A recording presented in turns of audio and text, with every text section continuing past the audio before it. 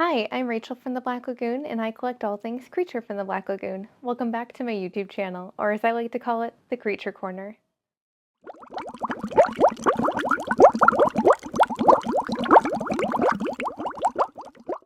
This week in the Creature Corner, I'm taking you on a creature adventure, or perhaps an expedition would be the better term. We are going to Frank Son Collectible Show in search of the creature. And make sure you stick around until the end if you want to see my haul from this trip. First, though, in case you are new here, a little background about me.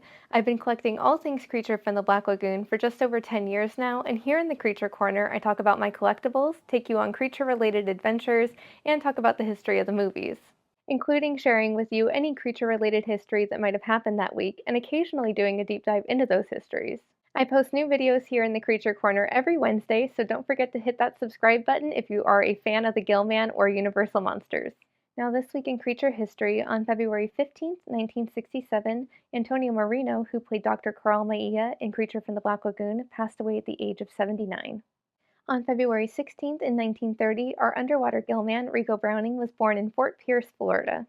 And on February 21st, 2008, our land gillman from Creature from the Black Lagoon, Ben Chapman, passed away at the age of 79. They may be gone, but they are all never forgotten here in the Creature Corner. May they all rest in peace.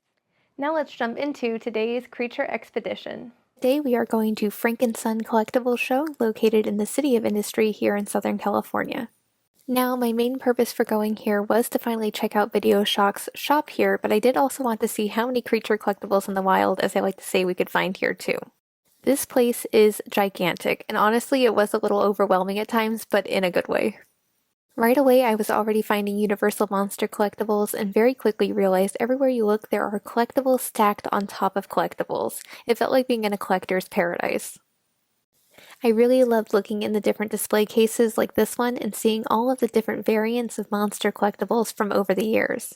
There was Dracula, the Invisible Man, the Mummy, the Wolfman, and of course only one creature figure, and that was this Mego silver screen figure that I do already have in my collection. And the collectibles weren't the only thing stacked so high up, so were the VHS tapes. Currently in my collection I only have Creature from the Black Lagoon 1980 VHS and Revenge of the Creature 1993 VHS. So I always have to stop and look at stacks of VHS tapes everywhere I go as I continue my search for the other Creature VHS tapes that I'm missing. I did find another Creature VHS, but wrong creature. Part of me did almost consider getting it for a minute though.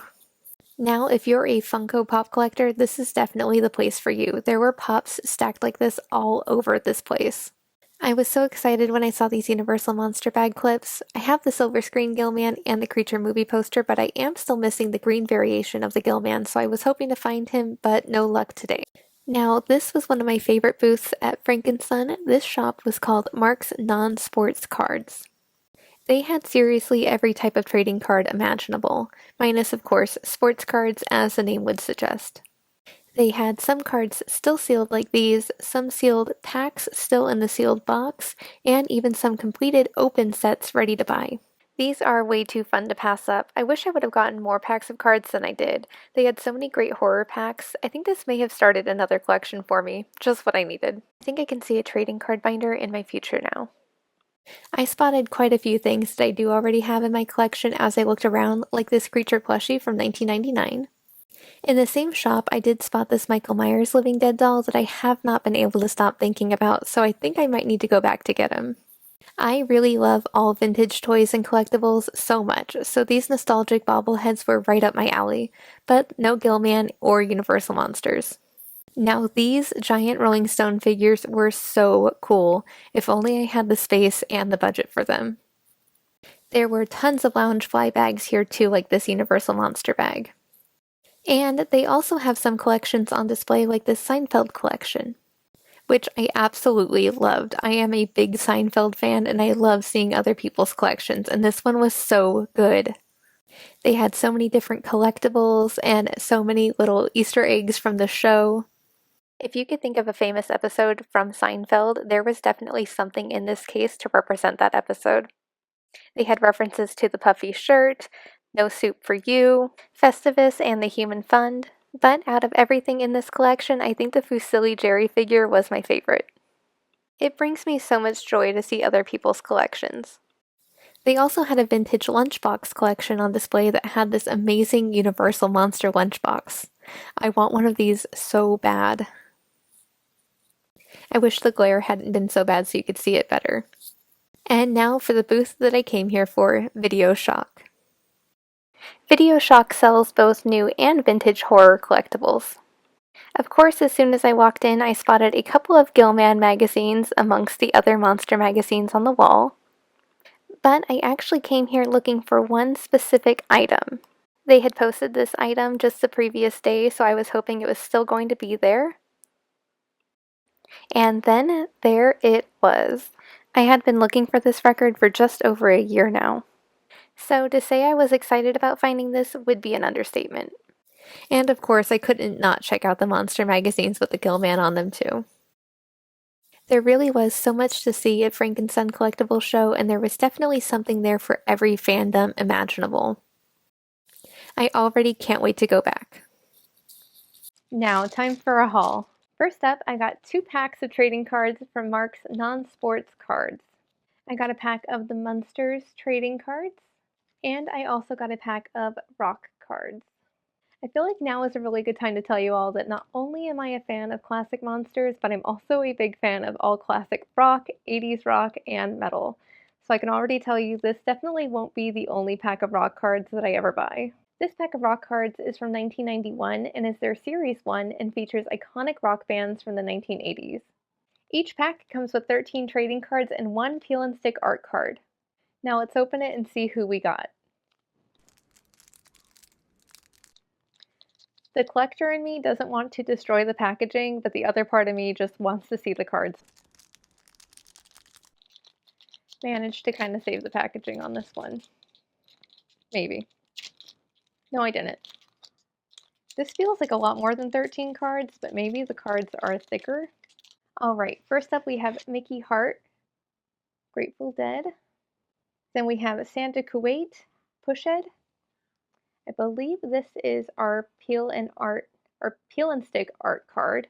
So there's nothing on the back there. Then we got our contest card. Do you think it might be too late for us to enter into this? And we got Nick Menza from Megadeth. Show you the back of these cards. Gives you a little bit about them. It gives you their specialty, birthday, interest, and a short profile. Oh, we got a full band, Skid Row. I am a big fan of Skid Row, so that is very cool. Next we have Dave Sabo from Skid Row. Mark Slaughter from, of course, Slaughter. This is one we should all know. Tony Iommi, of course, from Black Sabbath. Next we have Dan Pred from Dan Reed Network. From Anthrax, Frank Bello. Kurt Mayer from Salty Dog. I've heard of this band, I've not listened to them, so if I'm saying his name incorrectly, go ahead and tell me in the comments.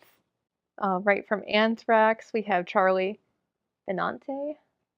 Don't think I've actually ever heard his name said out loud, so I might be saying that wrong too. From AC/DC, we have Chris Slade. Oh, we have 2 Chris Slade AC/DC cards in here. Next up, we got Blas Elias from Slaughter. And look at that, our last card in the set is Dana Strum from Slaughter. So in this pack, we almost got a completed Slaughter set. We're just missing Tim Kelly now. Now, if I had to pick a favorite card out of this pack, I think I would have to pick Tony Iommi. So tell me in the comments which one was your favorite. Now for the Munsters trading cards. I knew as soon as I picked up this pack of trading cards and read on the back that there was a specialty card in one of every 10 packs that this might be the start of a new collection. You see, the specialty card is one unique character from the TV show. Now, I haven't looked up anything about these cards yet because I didn't want any spoilers, but I am hopeful that there's an Uncle Gilbert card somewhere in this trading card set and maybe even in the pack of cards that I'm currently holding. For anyone not familiar with Uncle Gilbert, he is the Gillman from Creature from the Black Lagoon that is a relative of the Munsters from the Old Country. He appears in the episode titled Love Comes to Mockingbird Heights. Now, I don't yet have any Uncle Gilbert memorabilia in my creature collection, so I am extra hopeful that there is an Uncle Gilbert specialty card, if there is one, in this pack. All right, now let's see who we got. Ripping open these packs of trading cards is actually kind of hurting my inbox collecting side.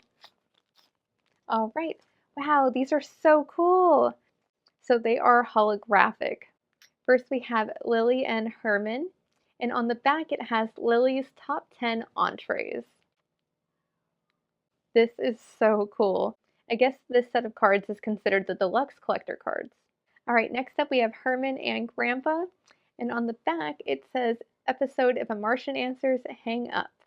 And then it gives you a little synopsis of the episode. Next we have a sweet family portrait, Eddie, Lily, and Herman. And on the back of this one, we get Herman's philosophy. Next we have Herman. It looks like a behind the scenes card. Yep, it says behind the scenes on the back there. Oh, and then we have another Lily and Herman card, and this has a Munsters quote on the back of it. All right, next up we have the Munsters Dragula. On the back of this card is Munsters trivia about the Dragula. And then we got a Munsters card. This is like an art card, and it's for the paper dolls. And on the back, it is a little history of the Munsters Collectibles, which I love. I would love to have a Munsters collection.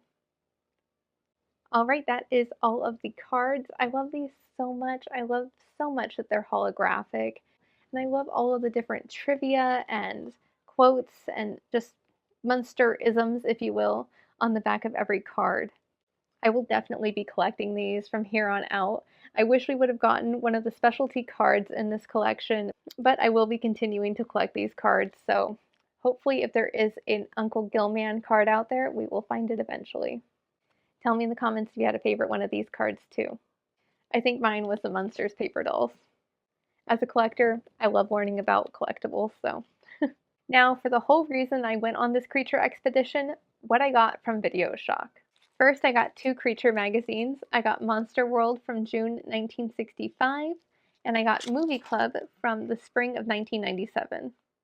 I really like to have collections within my collection, and recently I started putting together a creature magazine collection. This Monster World magazine has been high on my list of creature magazines that I've been wanting to get, so when I saw it, I knew I couldn't leave without it. I can't wait to read through both of these, though. Also in my Creature magazine collection, I have this Film Facts issue from October-November of 1986, I believe. Yep, and it features an interview with Rico Browning, our underwater gillman. Let me know if you'd like me to do a video or maybe even a live stream and we can go through these magazines. Especially the interview with Rico Browning, we can go through all of the Q&As together. I think these 3 will look so great displayed together. And now I did save the best for last. This was my entire reason for even going to Frank Son Collectible Show. The Famous Monsters Speak record from 1963. I love the artwork on the sleeve of this record so much. And they even included the Gillman down there with the Wolfman and the Mummy. I cannot wait to listen to this record. I will be posting some snippets from it on my Instagram, so follow me there. I haven't talked about it yet on here before, but I am also a record collector, and within my record collection is a horror/Halloween collection.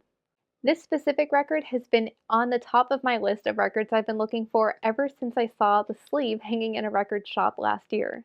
Sure, I could have probably just ordered this somewhere online, but to be honest, that does take some of the fun out of collecting for me because I do feel like looking for things in person is part of the fun and makes collecting an adventure.